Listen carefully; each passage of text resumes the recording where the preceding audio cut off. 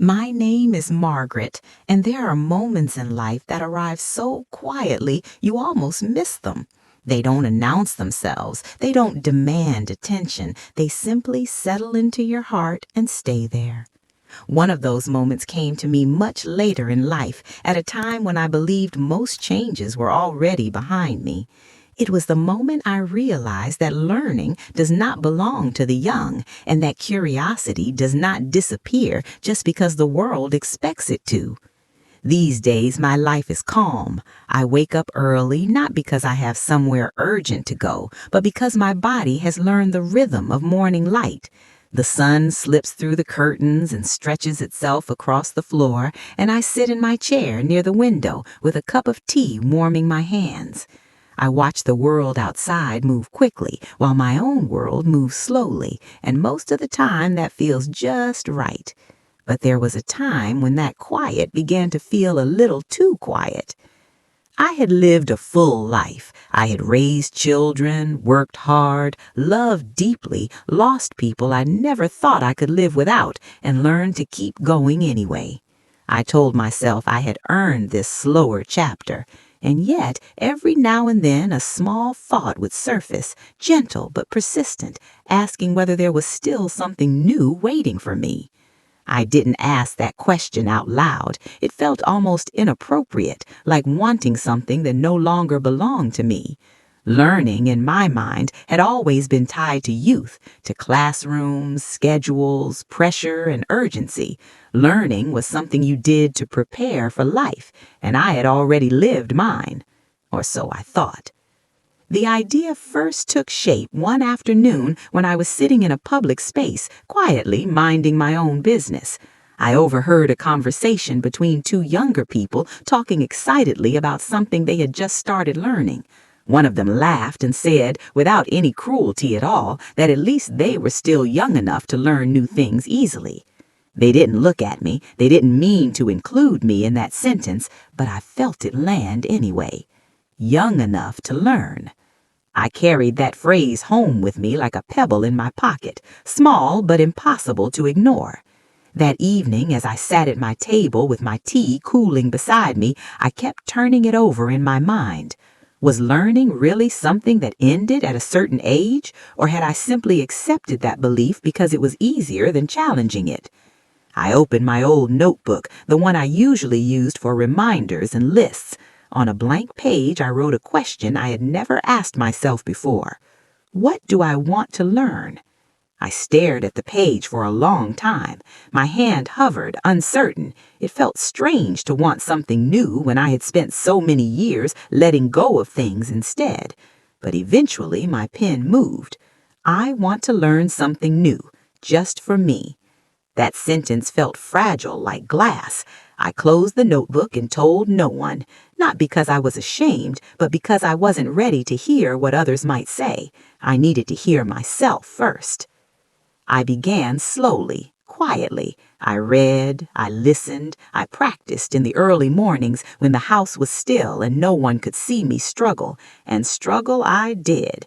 I forgot things almost as soon as I learned them. I had to reread the same pages again and again.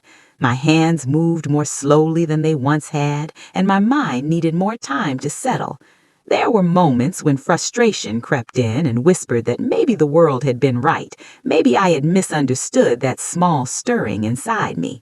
Maybe curiosity was meant to fade with age. But then something unexpected happened.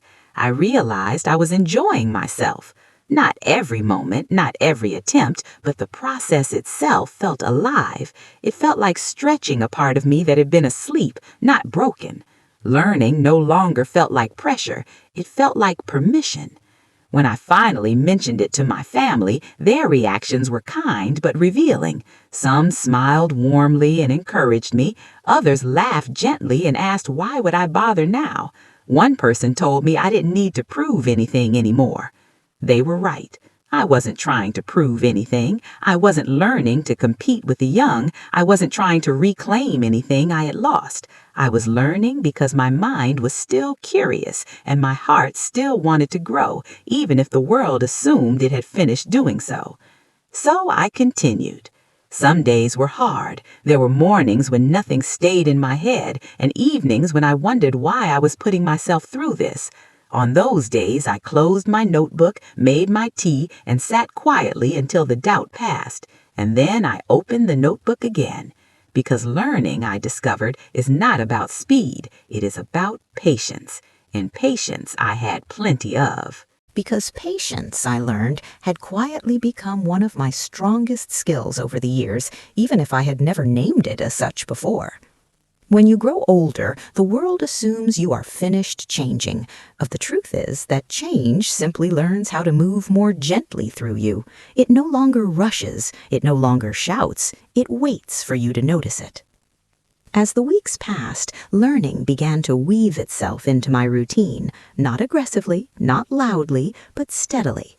I started looking forward to those quiet hours when I could sit with my notebook open, the room filled with soft light, the kettle humming somewhere in the background. I stopped measuring my progress by how quickly I understood something and began measuring it by how calmly I returned to it. There were days when I caught myself smiling for no obvious reason. A small understanding would settle into place, and I would sit there, pen in hand, feeling a gentle pride that surprised me. Not the kind of pride that wants to be seen or praised, but the kind that simply warms you from the inside, like realizing you can still trust yourself.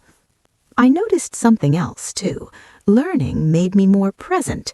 I paid closer attention to details. I listened more carefully. I felt less like an observer of life and more like a participant again. It was as though opening my mind to something new had quietly opened other parts of me as well. Of course, not everyone understood. There were moments when people looked at me with polite confusion. They asked questions that carried hidden assumptions. Wasn't I tired? Didn't I want to rest? Why put effort into something now when comfort was an option? Their words were not unkind, but they reflected a belief I had once held myself, that learning belongs to preparation, not continuation. I stopped trying to explain, because the truth was simple. Learning wasn't tiring me, it was waking me up. I remembered how, when I was younger, learning had felt like obligation. There were deadlines, expectations, comparisons. Back then, mistakes felt heavy, like proof of failure. Now, mistakes felt different. They felt like part of the conversation. If I got something wrong, I didn't punish myself. I simply tried again, slowly, kindly. There was one particular moment that stays with me. I had been struggling with something for days. It refused to make sense. Each attempt ended in confusion, and frustration began to creep in. I closed my notebook and sat back in my chair, staring out the window. The sky was gray, the kind of gray that feels unfinished. I thought about giving up, not dramatically, not angrily, just quietly deciding that perhaps this was enough effort for someone like me. Then I thought about how often I had told my children, my grandchildren, and even myself that learning takes time, that understanding does not arrive on demand, and I realized how strange it would be to deny myself the same patience I had offered others so freely. So I opened the notebook again, and this time something shifted, not all at once, not perfectly, but enough to keep going, enough to remind me that progress does not always announce itself. Sometimes it simply waits for you to stop doubting. That small breakthrough stayed with me far longer than the lesson itself. It taught me that persistence does not belong to the young. It belongs to anyone willing to return to something again and again without losing kindness toward themselves. As months passed, learning became part of how I saw myself, not as a hobby, not as a challenge, but as proof that my inner world was still expanding. I no longer felt as though I were standing at the end of a road. I felt as though I was walking along it, just at a pace that allowed me to notice the scenery. I also began to notice how my confidence changed. It didn't become louder, it didn't make me bolder in obvious ways. Instead, it settled into me quietly. I trusted my ability to try. I trusted my ability to fail without collapsing. And that trust spilled into other parts of my life in ways I hadn't expected. I spoke up more. I asked questions without apologizing for them. I stopped assuming that not knowing something was something to be embarrassed about. I realized that curiosity is not a flaw. It is a sign of life. There were evenings when I would sit by the window after studying, watching the light fade, feeling a sense of completion that had nothing to do with mastery. I hadn't become an expert. I hadn't transformed into someone new. I had simply allowed myself to remain unfinished, and that felt like freedom. The world often tells us that aging is about narrowing, about simplifying, about letting go. And while there is truth in learning how to release what no longer serves us, there is also danger in believing that growth must stop entirely. Because when we stop growing, we don't just become still, we become smaller. Learning kept me open. It reminded me that my mind was not a museum meant only for memories, but a living place where new ideas could still take shape. It reminded me that my story was not complete simply because many chapters had already been written. And perhaps most importantly, it reminded me that I was still allowed to want things. And wanting things, I have learned, is not a weakness at any age. It is a quiet declaration that you are still here, still listening, still open to what life might offer next. For a long time, I believed that wanting was something you gradually grew out of, like shoes that no longer fit. But learning taught me that wanting does not disappear, it simply changes its voice. It becomes softer, less demanding, but no less real. As I continued, I began to notice subtle shifts in how I moved through the world. I felt less invisible, not because others treated me differently, but because I treated myself differently. I stopped assuming that my role was only to observe. I allowed myself to participate again, even if participation looked quieter than it once did. There were moments when people expressed surprise at my persistence. They said things like, "I wish I had your motivation," or "I don't think I could start something new at your age." And I smiled, because the truth was that motivation had very little to do with it. I wasn't driven by ambition. I was guided by curiosity. Curiosity is gentler than motivation. It doesn't push, it invites. I thought often about how differently we speak to ourselves as we age. When we are young, we are encouraged to try, to fail, to experiment. Mistakes are expected. But somewhere along the way, we begin to demand certainty from ourselves. We tell ourselves that not knowing is embarrassing, that starting over is foolish, that learning belongs to another generation. And slowly, without realizing it, we close doors that were never locked. Learning reopened one of those doors for me. Not dramatically, not all at once, but enough that I could feel fresh air moving through parts of me that had been closed for too long.